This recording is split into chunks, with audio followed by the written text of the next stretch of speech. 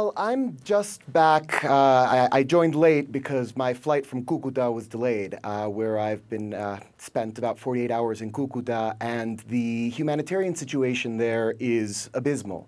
I spoke to a family last night who had just crossed the border, was planning on walking to Lima, Peru, over a period of 15 days, had come without jackets, didn't have shoes available, and Colombia is struggling greatly, as are Venezuelan NGOs, to try and prepare these people for that exodus.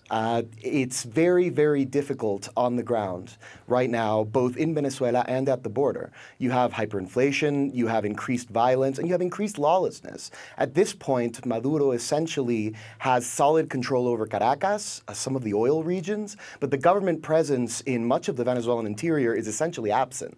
So humanitarian aid, I think it's difficult to speak of humanitarian aid only in geopolitical terms, or to make the decision to send humanitarian aid a referendum on whether one likes or dislikes Donald Trump. The issue at stake here is that every day that goes on, more Venezuelans are becoming underfed. Many of them are dying due to the lack of medicines.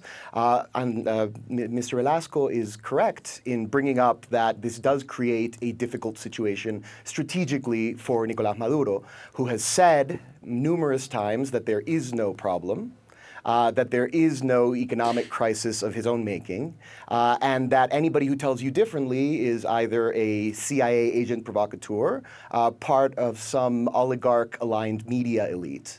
That's not the case. And what is important, I would say, at this stage, is that Maduro very soon is going to have to make a decision as to whether he allows aid to come in or he blocks it at the border, which will create a flashpoint in which the military might disobey.